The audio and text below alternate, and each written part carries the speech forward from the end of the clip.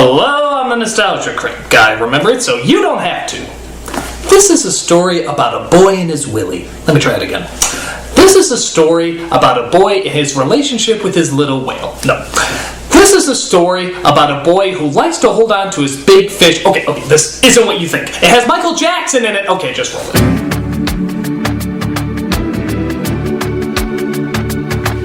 Yeah, you remember this little classic, don't you? Two misunderstood souls share a special bond that neither one can explain, but neither one would give up for the world.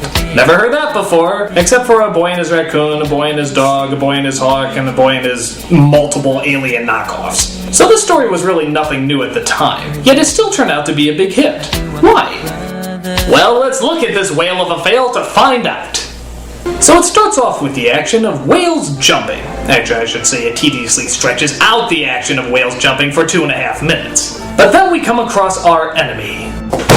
Man. They capture one of the whales in their nets and take him away as our opening credit is shown. Wow, what first-year Photoshop student put that title together? So we come across our boy-girl thing as we see him and his friends make a living by conning people out of money and stealing their daily food. Don't judge me!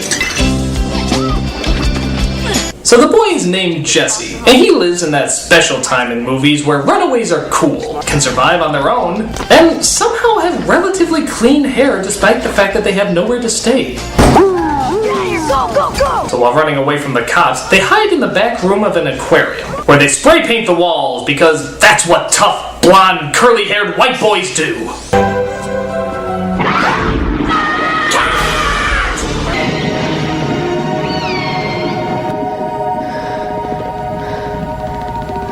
What is that? Yeah, I saw this in a book somewhere. I think it's called Marketable. So, almost instantly, a connection is made between the boy and the whale. But Jesse is caught by the cops and brought down to the station. Aw, did you miss me, Dwight? Don't play. Don't come in here being a bonehead. We were lucky this time. I kept you a little behind out of court. Oh, hey! A supported black person looking out for a lost white person. God, I haven't seen that in a movie since every movie ever made, I think. You hear from my mom? You still want me to hear from your mom? I just want to know if she's okay. Nobody's heard from your mom in 6 years, Jesse. Your father, on the other hand, wrote you another letter from prison. He says... Tell you when you're older. So the kid is given a foster home with a perfectly nice couple, which of course, he hates. In fact, that's how I know Dwight. I did a story on Cooperton. Dwight's a jerk. So what exactly are you into, Jesse? I'm not into talking while I'm eating. Well, you want to know what I'm into? Child abuse. Lots of it. You want to see a sample of that, you little shit? Here's your room, Jesse. You've got the best view in the house. It's great to have you here, Jesse. Night. So as you can tell, this little boy is about as cliched as a movie runaway can get. The only thing missing is him playing a harmonica right on cue.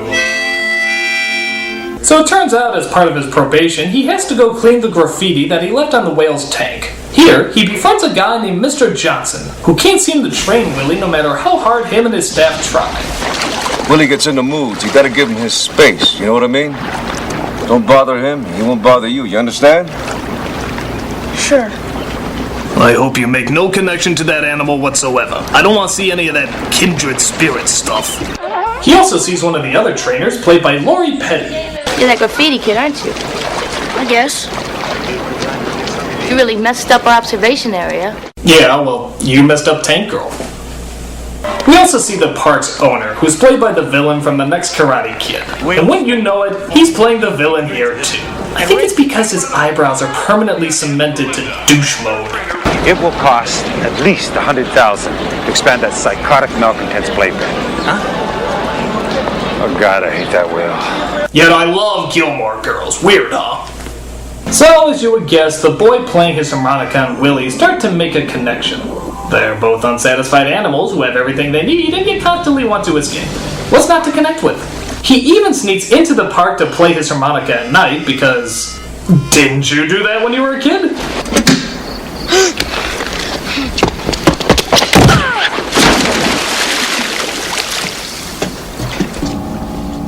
So after his thorough search, it turns out that Jesse almost drowns. But of course, Willy, the whale who couldn't love, saves the boy's life. I assume it's because he likes his food dry, but maybe he loves him as well. You saved my life. But still, why did he save the boy's life? Ever look into Willy's eyes? Those eyes discovered the stars long before man was even a whisper on Mother Earth. Look into a man's soul if they want. You won't look at Ray or me. Maybe he sees you. Or maybe that's bullshit, I don't know. We could use him for the rest of the summer, if that's all right with you. Make a job of it. Pay him a little something, too. It's the least I could offer after he broke into my theme park, vandalized my walls, and disturbed my whale. So Jesse is now working there as a professional boy, as he notices Willy's disturbance is deeper than he thought.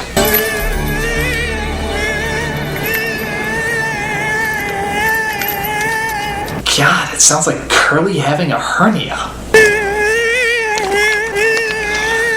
So it turns out the owners of the park aren't treating him very well. But that's because they don't have the misunderstood heart of gold that Jesse has. You're like rubbery. Still a beautiful animal, though. Yeah, real streetwise kid, like I said. Hey, I ain't playing, man. This is the real deal. Hey, you don't like it? Shove it out your pie hole. You're such a beautiful animal. So the kid starts training the whale without even knowing it, as Mr. Johnson and the other trainer think that maybe he should be the one to train him for a show. So she trains the kid to train the whale, as their bond gets even closer and closer. But something still seems to be missing from Willy's life. God, it sounds like Snark from Thundercats getting neutered. But it turns out something is missing from Jesse's life too, as he discusses it with his foster father. That's a picture of me and my mother. She died about 2 years ago. Yeah, well, my mom's coming to get me one of these days. You don't believe me, do you? I don't care what those people said. Those people don't know anything. So their little argument gets his foster parents in another little argument, which finally reminds Jesse to open up his welcome home gift. You're right. I know I'm right. I don't like it. We don't owe anybody anything. So after seeing the trouble he's caused, he realizes that maybe he can be kind. Maybe he can understand. Maybe he can be a little douche and throw a baseball through a window. Should have gotten a puppy. Are you okay? Yeah. Aren't you guys fighting? It scared me. Yeah, I can totally relate. A spider! So the bad guy drops by to see the trainer's progress. Thank him. Good boy. Jesus, I swear this guy is a robot. Disengage impress mode, engage smug indifference. So you can do all that again. What you and Ray want cost a lot of money, I have to be sure. Dogs pee on brick walls? Let me check my douchebag files for that. The Willy Show. It'll make money. And that, my friend, is what we are all about. Yes, in case you didn't get the subtlety that he was the villain before, he just flat out says all we care about is the money. Why don't you just film the ending of Titanic with a sad face and a broken heart while you're at it? So everything is set for the Willy Show, but Willy gets spooked because people downstairs are, gasp, tapping on the glass. So let me get this straight. These killer whales that eat seals, dolphins, and even other whales can't take simple tapping on glass? I guess all seals need to scare them away are miniature windshields and a spoon. That'll keep them away for good. Please, Willy, please. Don't do it. God, it sounds like Jar Jar Binks in a blender. So Willy gets so mad at the constant clapping that he actually rams the glass, which actually results in one of my favorite scenes from one of the henchmen.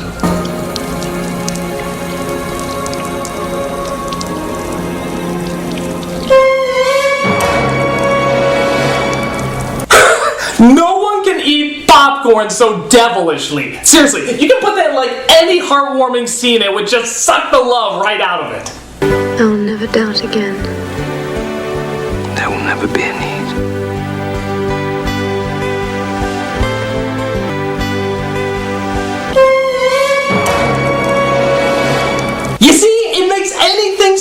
Dexter! Try it out in some other movies. I want to see what you come up with. So Jesse gets bummed out that Willy bailed out, so the supportive black guy comes in to try and talk some sense into him. Sick of this place. Going to find my mom. The state can't find your mom. The federal government can't find your mom either. When are you going to get it? Hey, your mom isn't coming back. Turned around and drove away. Didn't look around, didn't slow down, didn't even look in the rearview mirror. If this is the motivational speech, I suggest a rewrite. So Jesse packs up his things and decides to run away again. Where's he going, you might ask? Going to California. California. Shut up! Ugh, it sounds like William Hung sucking on helium! Shut up! So what is it Willy's been crying about all this time? It's your family. Wow, none of those marine biologists just noticed a bunch of killer whales happened to be waiting outside the park? Real observant. But it turns out Robodouche and his henchmen tried to destroy the tank so they can collect the insurance money that Willy is worth. You're worth more dead than alive. So what are our heroes going to do? Let's free Willy. I never liked this job anyway. Yeah, it's not like calling the police or animal control will play any part here. Nope, it's up to a Native American, a small boy, and Tank Girl. That makes logical sense. How are we gonna pull him?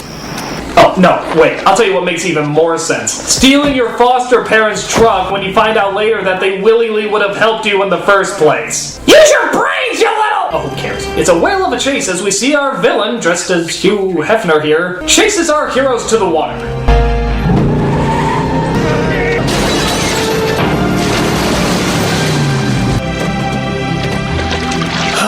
Fuck adoption. Fuck adoption. But the bad guys have sealed off their only way out, laying their net so that Willy can get caught. Hurry, Willy, hurry! Don't forget me, okay? I won't forget you. So it looks like this is goodbye. That famous scene that's shown on all the posters, every trailer, and even on the front of the DVD? Yeah, it looks like that's not going to happen. That whale's not going anywhere. Water's 20 feet deep, those nets will touch bottom, close it in. I believe this calls for a victory snort. Care to join me? Now come on, Willy, I know you can do it, boy! Okay, so we all know this scene and we all know the jokes made about it. The whale only makes it halfway. The whale crushes the boy. The whale eats the boy while jumping over. We've seen all the satires. But here's my question that nobody's ever brought up. If Willy can jump over several feet of solid rock, why couldn't he just jump over the nets? They're underwater. All he has to do is jump half a centimeter and he's free. There was no point in jumping over those fucking rocks. It was totally dumb. God, I hate that whale. Oh well, at least I still got my white shark insurance at SeaWorld. So the kid reunites with his foster parents and Willy reunites with his family as well. There it is, Free Willy. What's my take? Well, I can't say it's a terrible movie, but it's not really that good. There's very few surprises in it because we've seen this story 100 times. We just haven't seen it with a whale yet. But aside from that, it hits every note that we've seen in every other movie about a kid and his pet. There's really nothing different to it. So, why was this movie such a big hit? Because Michael Jackson did the song for it. That's right, that's the only reason I think this movie made money. He was still like one of the biggest things in the world at the time, so if he said, hee hee, watch this whale, people are gonna watch that fucking whale. But like I said, it's not a terrible movie. I mean, it's not as bad as something like A Troll in Central Park. Nope, I know this works. Yeah, if I say the entire title, that means that I had to review it next week. Yeah, I know this joke. Yeah, I'm not doing it. There is no way that you're gonna get me to say A Troll in Central Park